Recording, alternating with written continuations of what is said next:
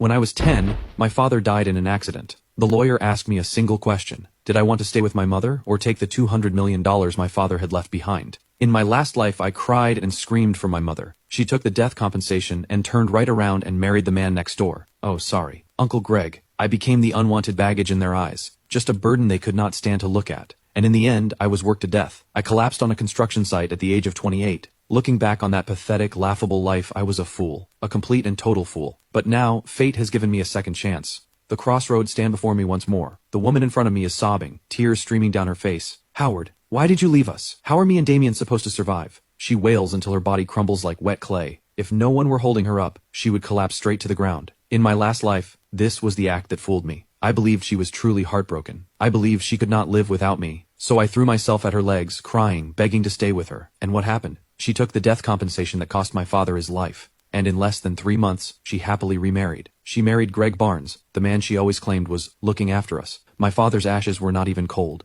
That man moved into our home. He slept in the bed my father used to sleep in. And I became the extra one. The eyesore. The child who should not exist. Greg had a son 2 years older than me, who treated me like a thorn in his eye. To win the stepson's favor, my mother Linda either beat me or screamed at me. Day after day, without mercy. The money my father left became their family's ticket to enjoying. It even paid for my stepbrother's girls and his showing off. Meanwhile, I had to scavenge trash just to pay my tuition. I was kicked out before I even finished high school, sent off to work. All under the noble excuse that a boy should learn independence early. I hauled bricks on construction sites for 10 straight years, and in the end, my body gave out. I fell headfirst onto a pile of burning hot steel rods, and I never woke up again. But now, I am reborn. Linda wraps her arms around me. Damien, don't be scared. Mommy will take such good care of you from now on. Her face is smeared with tears and snot, but deep in her eyes something is hiding. Hidden so well everyone almost cannot see it. Urgency, greed. Seeing this, I do not cry the way I did last time. I just watch her perform quietly and coldly. Then my father's best friend walks over. It is also his lawyer too, Uncle Walter, who sighs and pats my shoulder. He then reaches into his briefcase and pulls out a document. Linda, Damien, this is the will Howard left behind. He thought of everything. There is an unusual heaviness in Uncle Walter's voice. Howard prepared for every situation. Under his name is a fortune of $200 million and has been legally notarized. Now there are 2 choices. First, Damien stays with you. The money is held by you as compensation and child support until Damien comes of age. The moment Linda hears this, her breathing quickens. A terrifying light bursts from her eyes. She stares at the will, locked on it like a hawk. Second, if Damien chooses not to stay with you, the money will go into a trust fund under my supervision. Damien will be the sole owner, and you, Linda, will receive nothing. The air freezes in an instant. Every pair of eyes in the room turns, all focused on me, a 10-year-old boy. Linda's body goes rigid. She glares at Walter as if to say, "How dare you offer this choice?" Then she snaps into her grief-stricken performance again. She clutches me hard against her chest. "Walter, how can you say such a thing? How could I ever give up my own son? Damien is my whole life," she wails. And while she wails, she pinches my arm. She hisses in my ear, vicious and low. "Damien, you say one wrong word and I will beat you to death. You are my son, your money is my money." In my last life, those words made me tremble all over, and I was moved by her "Mommy can't live without you." But now I just feel waves of nausea. I can feel her hand trembling as she pinches me, not from grief, but from excitement, from tension. 200 million. She has never seen that kind of money in her entire life. She is already fantasizing about life after the cash, fantasizing about her perfect future with Greg. Slowly, inch by inch, I pull myself away, out of her suffocating embrace. Once I am free, I lift my head. I meet Walter's stunned eyes. Word by word, clear as crystal, I speak. "Uncle Walter, I choose the second option. I choose the 200 million. The entire funeral hall falls into dead silence. Everyone could hear a pin drop. They are frozen, like someone pressed pause, staring at me with mouths hanging open. The grief on Linda's face freezes instantly. Then it cracks, piece by piece, until it twists into raw, vicious fury. Linda shrieks, "Damien, what did you just say?" Her voice is sharp enough to pierce eardrums. Calmly, I say it again.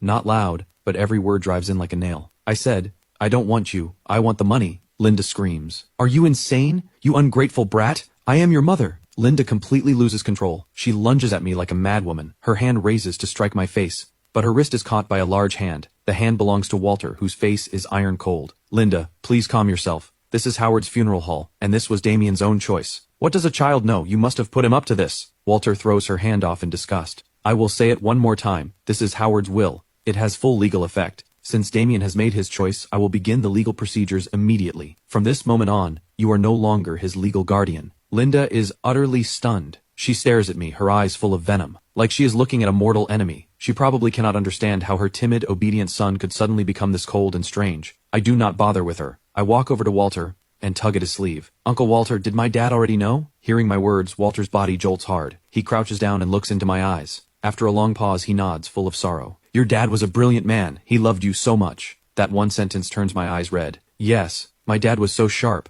How could he not have seen Linda for what she was? He just wanted me to have a whole family. So he endured it in silence, until he was diagnosed with a terminal illness and his time ran short. Only then did he pave this escape route for me. The me of the last life was so stupid. With my own hands I destroyed the last gift of my father's love. This time, I will not be wrong. I choose the 200 million. In the end, the relatives drag Linda away. The hateful look in her eyes as she leaves is carved into my memory forever. But I do not care, not even a little. The moment I made my choice, the bond between us was severed. All that remains is hatred. Walter becomes my new guardian. He is an honest, reliable man. After my father's funeral, Walter takes me home to live with him.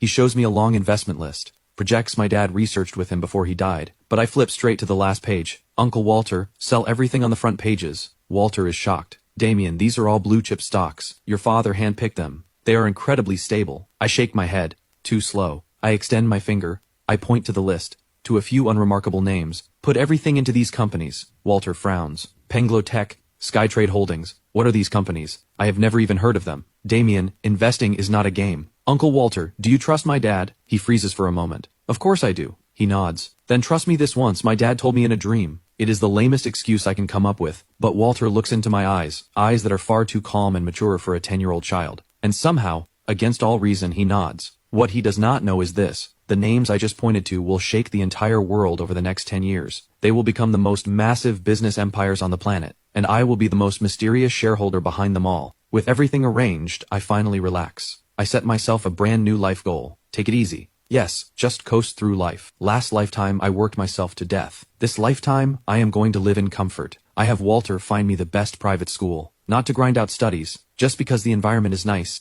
and the cafeteria food is good. I start hitting the gym. Not for any reason other than that I can have an 8-pack and chiseled abs someday. And clothes look good on me. I start studying the 8 great cuisines of China. I learn to brew my own wine. Not to become a chef, just to satisfy my own appetite. I dump every troublesome matter onto Walter. Later I dump them onto the professional team Walter helps me build. The man leading the team is named Marcus. A Wall Street elite I poached with triple the salary. I have only one rule for him. Do not bother me. Handle your own problems. If you cannot handle it, let it go bankrupt. Marcus looked at me back then like I was the village idiot heir blowing through the family fortune. But he carried out my orders faithfully. So my life becomes this. Boss, Penglo Tech's stock just tripled again. We made 5 billion. Got it. Don't bother me. I am studying recipes. Boss, Skytrade Holdings is about to go public. Our original shares are projected to break 100 billion.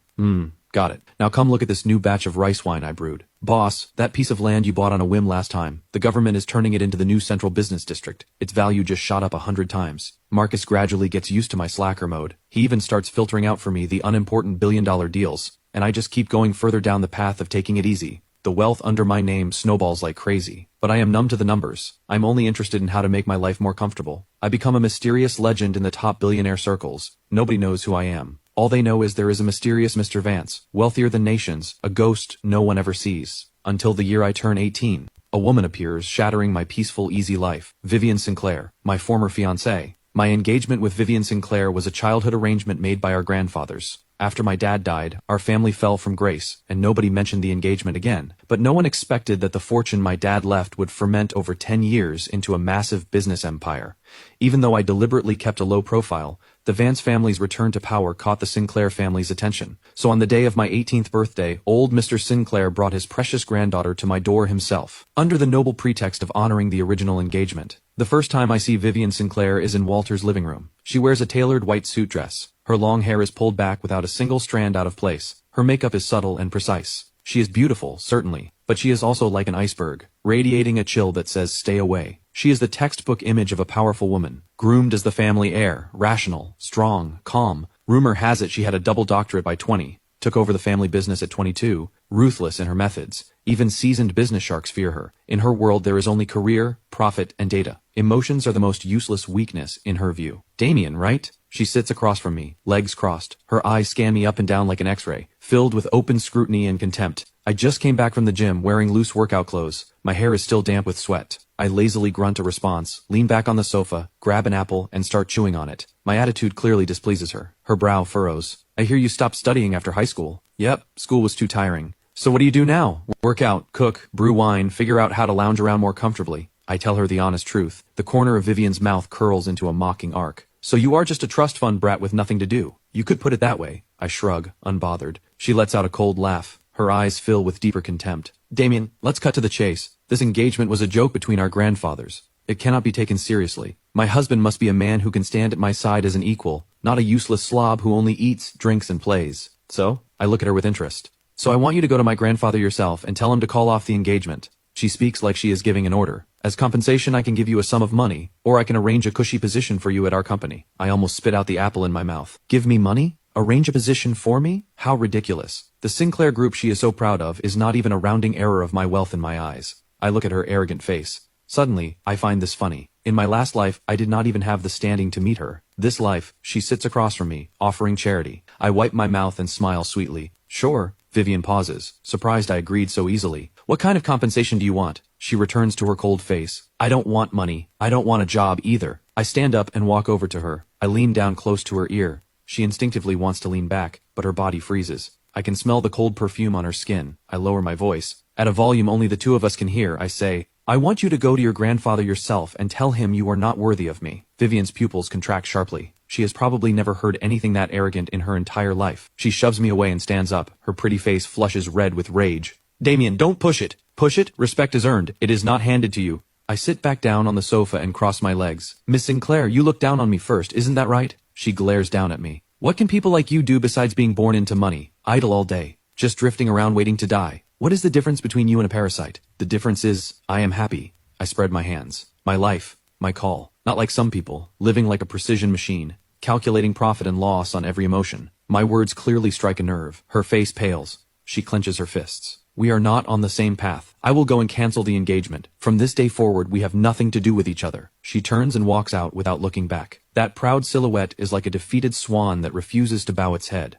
Walter steps out of his study. His face is full of worry. Damien, wasn't that too rash? The Sinclair family has serious influence in the capital. Uncle Walter, don't worry. She is the one who wanted to break the engagement. I didn't chase her away. Besides, someone who cannot even decide her own marriage. How much can she really? I didn't chase her away. Besides, someone who cannot even decide her own marriage. How much can she really? I look in the direction Vivian disappeared. Not a ripple in my eyes. In my last life, she was the moon hanging high in the sky. I did not even have the right to look up at her. This life, in my eyes, she is just a pitiful woman trapped by her family. I look forward to seeing what kind of collapse she will show. It will be very entertaining. The engagement drama dies down fast. Vivian keeps her word. Within days, the Sinclair family officially announces the engagement is off. I welcome the peace and quiet. I keep coasting through life. Marcus's calls still come in like clockwork every day, reporting how many small goals of millions I just made.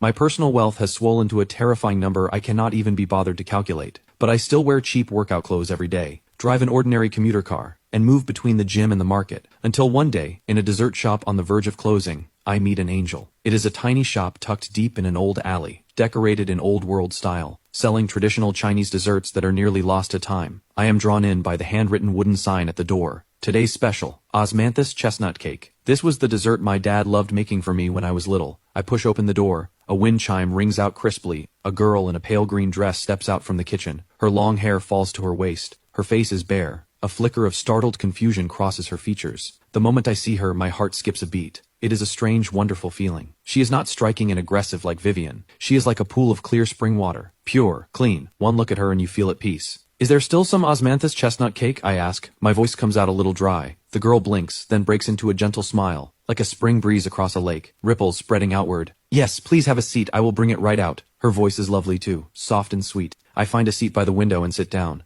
Soon she walks over carrying a delicate plate of pastries. She sets it down in front of me. The chestnut cakes are shaped into plum blossoms, topped with crystalline osmanthus sugar. The sweet fragrance is irresistible. I pick one up and put it in my mouth. This is it. The exact same taste. Just like my dad made it. A warm current rises from deep in my chest. My eyes mist over without warning. How is it? Is it good? The girl sits down across from me, propping her chin on her hands, looking at me with hopeful eyes. It's amazing, I say sincerely. Exact same taste as my dad's. Really? Her eyes light up. This recipe was passed down from my grandmother. She told me very few people still know how to make it. Your grandmother must have been an amazing person. She puffs out her chest proudly. She was. I'm Lily. This shop is mine. And you? I'm Damien. We talk like old friends who have known each other for years. I learn her family has deep roots. Her ancestors were imperial chefs, so she has been steeped in these traditional crafts since childhood. She does not like the 9-to-5 corporate life, so she opened this little shop, just to keep these beautiful flavors alive. When chatting, I find her values are shockingly close to mine. We both love a slow-paced life, both nearly stubborn in our love for traditional culture. That afternoon, I sit in that tiny dessert shop, talking with her for hours and hours. Sunlight pours through the window onto her, painting her in a layer of golden light. I watch the way her eyes shine when she talks, the little smiles that slip out without her noticing. Somewhere inside me, something is being filled in. Suddenly I feel it. That old hardened heart of mine, aged by rebirth, is starting to soften again. From that day on, Lily's dessert shop becomes my new home base. I go every single day,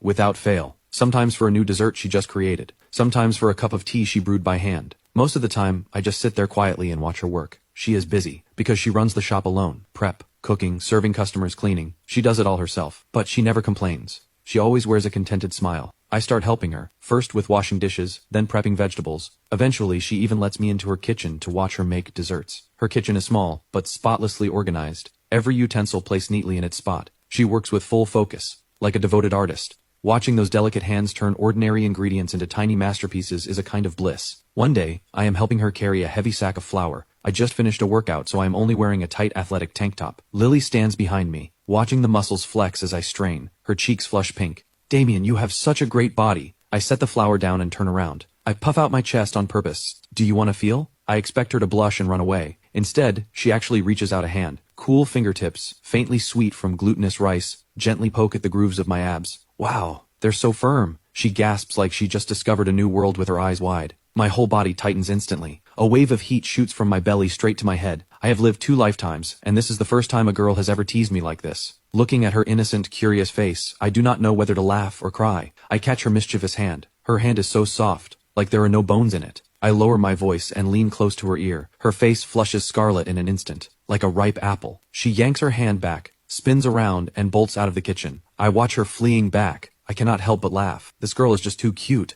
Our relationship warms a little more each day. We have endless things to talk about. Food, wine, opera. I discover she is a treasure trove, always surprising me with something new. She can play the Chinese zither and paints ink wash paintings. She even makes her own rouge. She is like a noble lady who walked straight out of ancient times, radiating classical grace from head to toe. When I am with her, the whole world slows down, becomes quiet and beautiful. My heart, which only wanted to coast, starts to stir. I start looking forward to seeing her every day. Looking forward to her smile. Looking forward to bickering with her. Looking forward to the small, unconscious things she does. I even start thinking, if every day from now on had her by my side, that might not be so bad. I give her dessert shop a personal nickname, the Royal Kitchen, and she gives me a nickname too, the Lazy Landlord. She says I do nothing all day, just show up to collect rent, and hog all her best desserts. I know there is just a thin sheet of paper between us now, and what punches through that paper is an accident. That day, a spoiled rich kid pulls up in a sports car. He takes one look at Lily and decides he wants her. He has slicked back hair, a greasy face, and a vulgar mouth. He demands to buy out the entire shop on the spot, and have Lily entertain him. Lily refuses, of course. The rich kid flies into a rage. He starts trashing the shop. He smashes a lot of things. I am in the back kitchen working on a new recipe. Hearing the noise outside, I rush out immediately and see the shop is in ruins. Lily's small face is white with fear. A rage explodes inside me. In 2 whole lifetimes, I have never been this angry. I step in front of Lily, cold eyes locked on the punk. "Get out! Who the hell are you, sticking your nose in my business?" The punk jabs his finger at my face. I do not say a word. I just take out my phone and call Marcus. "Marcus, run me a license plate. In 5 minutes I want him and his family's company wiped off the map in the capital." The punk freezes, then explodes into wild laughter. "You are killing me. You think this is a movie? 5 minutes to disappear my family? Do you know who my father is?" I just look at him quietly, like I'm looking at a dead man. In less than 3 minutes his phone rings. He answers. The grin freezes on his face. "What? Dad? What did you say? The company accounts are frozen? All our partnerships canceled? How is that possible? Who did we offend?" His voice shakes with terror. Then he drops to his knees with a thud. The phone slips from his hand. He looks up at me with the eyes of someone seeing a monster. His lips tremble, but no words come out. "Can you leave now?" I say lightly. He scrambles out on his hands and knees. He does not even bother to take his flashy sports car. The shop falls quiet again. Lily stares at me. Her beautiful eyes are full of shock and a trace of awe. You. I turn around to face her. My heart aching, I wipe the tears from her face. "Don't be scared, I'm here." Without waiting for her to react, I lower my head and kiss her cool lips. Her lips are exactly as soft as I imagined, carrying the gentle sweetness of osmantha sugar. At first she freezes, like a startled deer. Then slowly she relaxes, and clumsily she kisses me back. The kiss is light, gentle, but it strikes my heart like a bolt of electricity. After a long moment, I reluctantly let her go. She lowers her head. Her face is so red, redder than a tomato. She does not dare look at me. "Lily." I cup her face and make her meet my eyes. I speak with full seriousness. Will you be my girlfriend? She bites her lip. Her long lashes flutter like butterfly wings. After a long moment she gives a tiny as soft as a mosquito's hum. I smile, like a fool. I pull her tight into my arms. I feel like I have the whole world. In 2 lifetimes this is the first time I have ever felt what it means to fall in love, what it means to be happy. She presses against my chest and mumbles, "You were so scary just now. Did I scare you? One phone call and you can ruin an entire company? Damien, who are you, really?" I look into her clear, innocent eyes. I know I cannot hide it from her anymore. "I told you, I am a lazy landlord." I tap her nose. "I just happen to own a lot of land." I tell her my story, carefully chosen pieces of it. Of course I do not tell her about the rebirth. I just say my father left me a large inheritance and I used it to make some investments, and earned a little bit of money. Lily blinks. A little bit of money can bankrupt a company in 5 minutes? Just how little is this little bit? I think for a moment. I put it in a way she can grasp. Well, I could probably buy tens of thousands of your dessert shops. Lily sucks in a sharp breath. She counts on her fingers for a long moment. Then she looks at me, completely stunned. "You are 100 billionaire?" I nod. She falls silent. My heart wavers. I am afraid she will pull away because of the enormous gap between our worlds. But after a long silence, she suddenly lifts her head. Serious face. "Damien, listen carefully. From now on, your money is my money, and my money is still my money." I stare for a beat, then burst out laughing. I scoop her up and spin her in circles. "Whatever you say, head of my royal kitchen." She is dizzy from the spinning. She can only hold on to my neck, laughing like silver bells. I know I have not chosen wrong. Lily loves me for who I am, not the glitter that comes with me. After being with Lily, my easy life becomes full of color. We invent new desserts together, brew new wine together. She drags me through the morning markets, arguing with vendors over a penny until her face turns red. I take her to Michelin 3-star restaurants so she can taste flavors from around the world. She loves to touch my abs, says they feel great, like a washboard. I love the look in her eyes when she gets emotional, and I love watching her cheeks flush pink with shyness. We are sweet and clingy, like any couple in love. Marcus says he is going to die from the lovey-dovey display every single day. "Boss, this is the Universal Holdings acquisition deal. You need to sign it." "Just leave it there. I am making Lily a rock sugar pear soup first." "Boss, this is a dinner invitation from European royalty. Decline it. I am taking Lily to see a movie." "Boss, Ms. Sinclair from the Sinclair Group wants to meet with you. She wants to discuss a deal." When Marcus says Ms. Sinclair, he glances at me carefully. My hand pauses. Vivian Sinclair. I have not heard that name in a long time. I say lightly, "What does she want with me?" Marcus explains, "The Sinclair Group is having cash flow problems. They need a major investment urgently. They heard about Vance Capital and want to seek a partnership with us." Vance Capital is the investment firm I had Marcus set up, the smallest, most invisible corner of my massive business empire. But even that small corner is a giant the Sinclair Group must look up to. How the tables have turned. The arrogant Ice Queen CEO, who once said I was not worthy of her, now has to come begging me for investment. The corner of my mouth lifts into an amused smile. Tell her, if she wants to talk, she comes to my royal kitchen herself. The royal kitchen? The dessert shop? Marcus looks lost. Tell her to bring her proposal. I want to see how sincere she is. I really want to see what kind of expression Vivian will have when she sees me with Lily. When she sees that the useless slob she once despised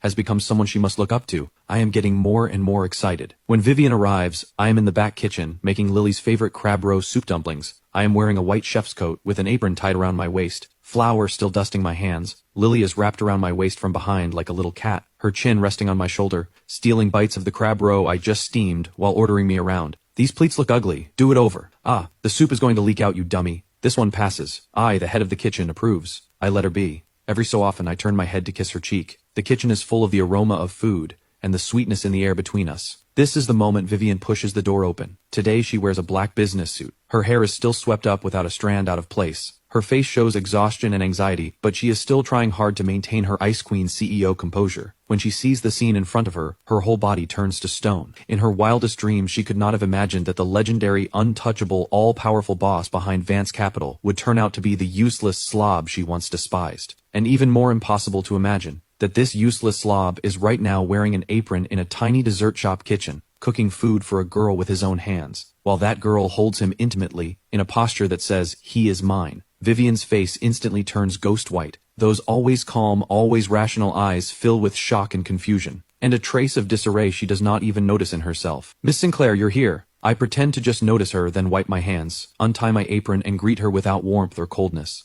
Lily peeks her head out from behind me, sizing up Vivian, then whispers to me, "Damien, who is she? She looks scary." "Just someone here to beg." I smile and pinch her nose. Lily cannot hold back her laugh. Vivian's face goes from white to green to red in rapid succession. She clenches her fists, fingernails digging deep into her palms. She grinds out the words through her teeth. "Damien, don't push your luck." "Push my luck?" I raise an eyebrow. "Miss Sinclair, if I remember correctly, you were the one who said we had nothing to do with each other. And now you show up at my door. If not to beg, what are you here for?" I take Lily by the hand and lead her outside. I set a basket of steaming hot soup dumplings in front of her. Try them, fresh out of the steamer. Then I slowly turn to look at Vivian, gesture for her to sit. Miss Sinclair, have a seat, say what you came to say. My tone is dismissive and casual, like I am brushing off some unimportant nobody. This is nothing like the business negotiation she imagined. No tension, no verbal sparring, just crushing dominance. Raw, total, complete. Vivian takes a deep breath and forces herself to calm down. She pulls out a chair and sits across from me. She then takes a thick file out of her bag and pushes it toward me. Mr. Vance, this is the Sinclair Group's 5-year development plan, along with our financing proposal for this round. I am hoping. Stop! I raise my hand and cut her off. Miss Sinclair, I think you have something confused. What? Right now you are begging me. I am not begging you. I lean back in my chair and speak slowly. I have no interest in your plan. I only want to ask you one question. I point to Lily beside me, then point to myself. Do you think she and I are a good match? Vivian's body jolts hard. She looks at me, then at Lily beside me, who is nibbling on a soup dumpling with a happy little face. Her lips move, but no words come out. A good match? The question is like a dagger driven straight into her proud heart. The man before her is handsome, wealthy, powerful, yet willing to hold an ordinary girl's hand and sit at the stove for her. The tenderness in his eyes is a gentleness she has never seen. And that girl, though plainly dressed, has a clean smile, clear eyes, radiating the kind of happiness that comes from being completely loved. Together they look like a painting of peaceful, beautiful days. And her, wearing an expensive suit, holding a thick proposal, sitting here like a clown, begging this man for a scrap of mercy. Once upon a time she was the one standing in front of him, using a charitable tone to tell him to get out of her world. And now, the tables have turned. A massive wave of irony and regret drowns her. Her pride, her reason are shattered in this moment. She forces herself to speak, her voice hoarse, unrecognizable. You are well matched. Is that so? I smile. But I remember someone once said I was useless, like a parasite, not worthy of her. The last trace of color drains from Vivian's face. She knows I am humiliating her, throwing her own words back at her, unaltered. Damien, I admit I was blind back then. She closes her eyes, as if drawing on every ounce of strength. I apologize to you, but business is business, and personal is personal. This partnership is truly important to the Sinclair Group. I am begging you. Begging me, Miss Sinclair, in what capacity do you beg me? As my former fiancé or as a defeated rival? Lily sits beside me, lost in the conversation, but she is smart enough not to interrupt. She quietly drops another soup dumpling into my bowl, and with those clear eyes, she silently shows me her support. That tiny gesture is what finally breaks Vivian's defenses completely. She sees the wordless understanding between us, the intimacy fused into our bones, the kind of closeness that feels as natural as breathing. Something she will never have. She always thought she was chasing the peak of her career, the highest power. But until today, she did not realize when she stands at the top looking down on the world, how empty and cold her heart truly is. She won the whole world, but she lost the only person who could have kept her warm. Damien? She speaks again, her voice carrying a sob now. I'm begging you, please. She is crying. The always aloof, ice-cold Vivian Sinclair is actually crying. Tears slide down her flawless cheeks, dripping onto the proposal she was so proud of, spreading into a wet stain. I watch her quietly, without a trace of satisfaction, only complete indifference. In my last life I might have softened at her tears. Not now. I pick up the proposal. Without even looking at it, I drop it straight into the trash bin beside me. Miss Sinclair! I stand up. I look down at her from above. I have no interest in acquiring a company about to go bankrupt, especially when the owner of that company is you. Then I look at her no longer. I take Lily's hand and walk back into the kitchen. Behind me, Vivian's uncontrollable, breaking sobs follow. I know that from this day on, this woman's pride has been crushed under my hand. But this is only the beginning. Vivian leaves in a daze. I do not bother to follow up on what happens to her, because a more disgusting person comes knocking. Linda Carter, my biological mother. She somehow finds out about Lily's dessert shop, and shows up right at the door. 10 years have passed, and she has aged dramatically, and worn thin. The once still attractive woman now has wrinkles crawling around her eyes, silver hair scattered through her hair. She wears cheap street market clothes. Her face is full of crude calculation. One look tells me she and Greg have not been doing well. In my last life they spent my father's money recklessly. Greg picked up a gambling habit. They blew through the entire fortune fast. This life, without my father's money, I can imagine things have been even harder for them. The moment she sees me, she lunges at me, trying to hug me the way she did 10 years ago. I dodge sideways in disgust. Damien, my dear son, Mommy finally found you. She launches into her crying and wailing act again. Say what you came to say. I speak coldly. If you have nothing to say, get lost. Damien, how can you speak to me like that?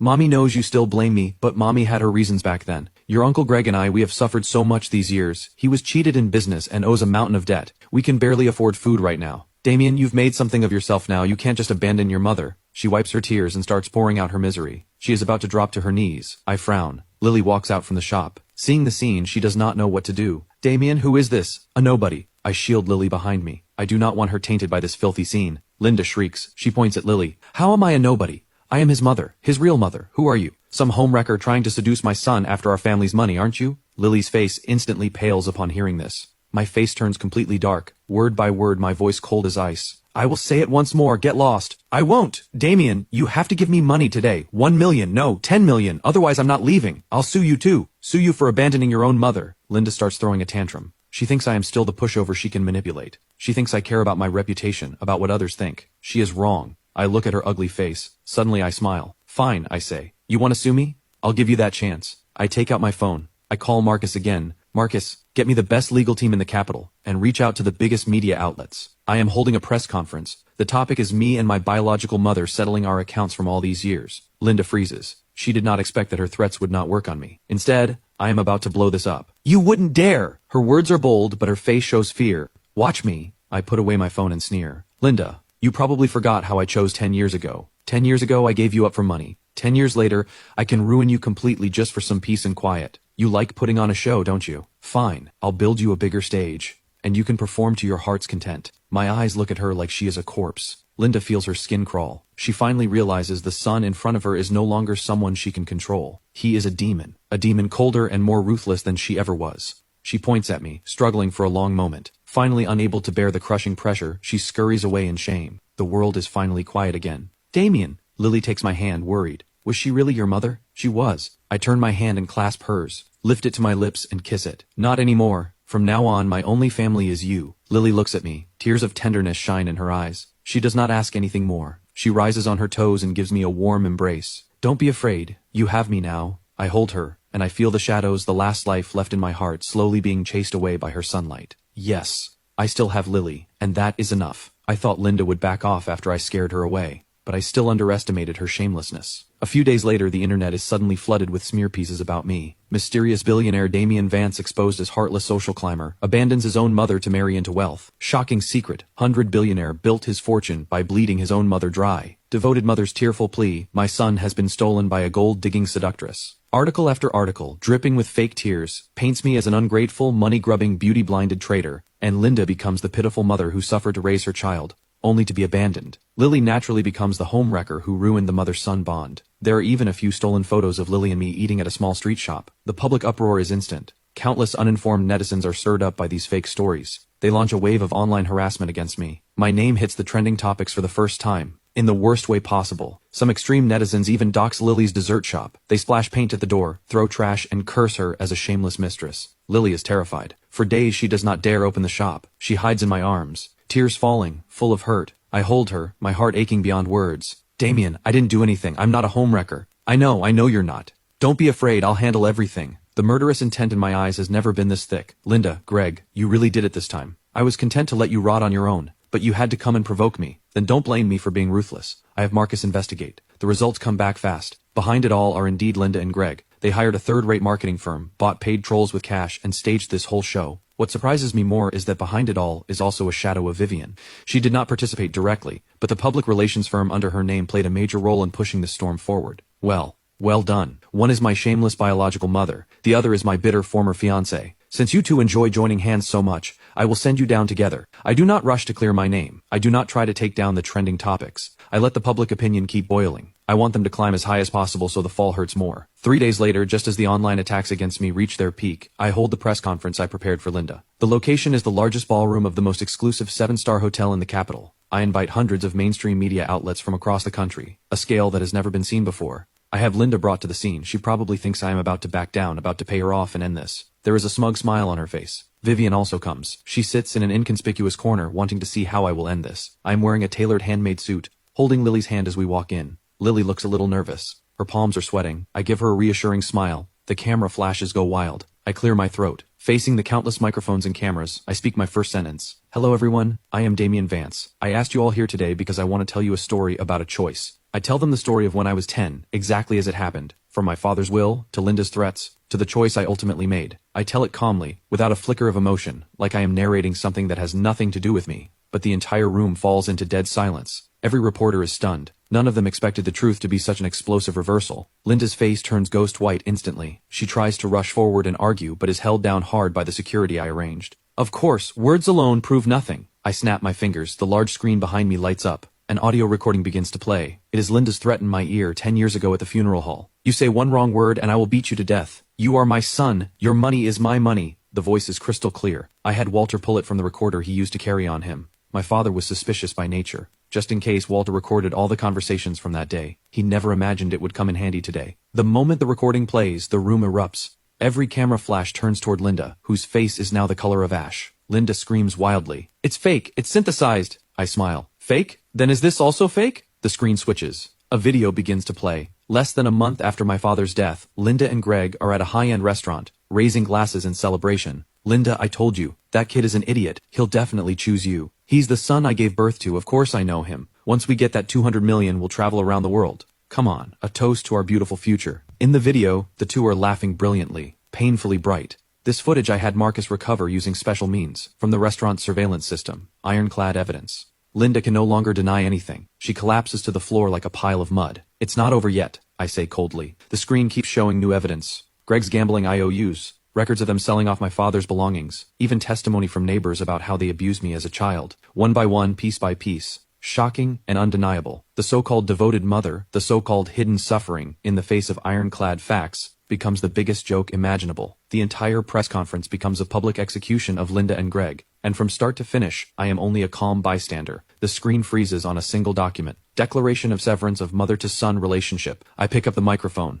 "I, Damian Vance, hereby officially declare," my voice carries across the entire room. "From this day forward, I sever all ties with Ms. Linda Carter. From now on, in sickness and in health, in marriage and in death, we have nothing to do with each other. Additionally," I pause. My gaze sweeps to Vivian in the corner. "For all individuals and organizations that participated in this malicious smear campaign against me and my fiancée MS Lily, my legal team will pursue full legal responsibility. This includes the public relations firm under the Sinclair Group." Vivian's body jolts hard. She raises her head to meet my icy gaze. The color drains from her face. She knows this is my declaration of war. She also knows she has lost. Lost beyond recovery. The press conference becomes the front-page headlines of every media outlet that night. Public opinion flips in an instant. One trending topic after another bombards the platforms. Linda and Greg become public pariahs, hated by everyone. They face not only moral condemnation but also legal consequences. Fraud, child abuse, falsified evidence. Enough to keep them rotting in prison for the rest of their lives. The Sinclair Group is also dragged in. Their stock price crashes 30% overnight, on the verge of bankruptcy. Vivian is overwhelmed.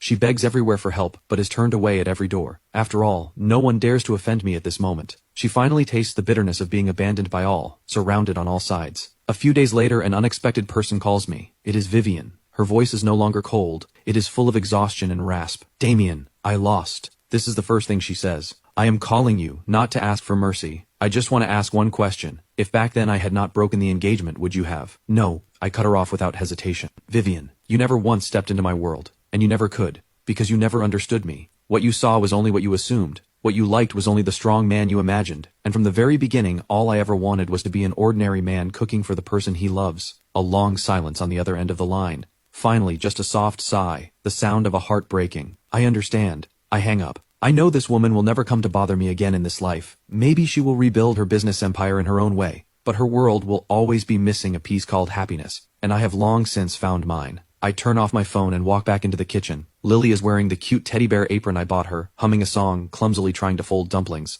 Flour smeared all over her face. Seeing me come in, she breaks into a huge smile. "Lazy landlord, come help! The head of your royal kitchen wants 3 delicacy dumplings today." Sunlight pours in through the window, lighting up her lovely face, so warm and beautiful. I walk over and hug her from behind. I kiss her flour-dusted nose. "Yes, my queen. Wealth, power, revenge. None of it matters anymore in this moment. I only want to hold this girl in front of me, to cook for her for the rest of my life, to watch her smile for the rest of my life. One life reborn. I used 200 million to buy myself out of the past, and I never imagined that what I would win in the end is the whole world. A world with Lily in it,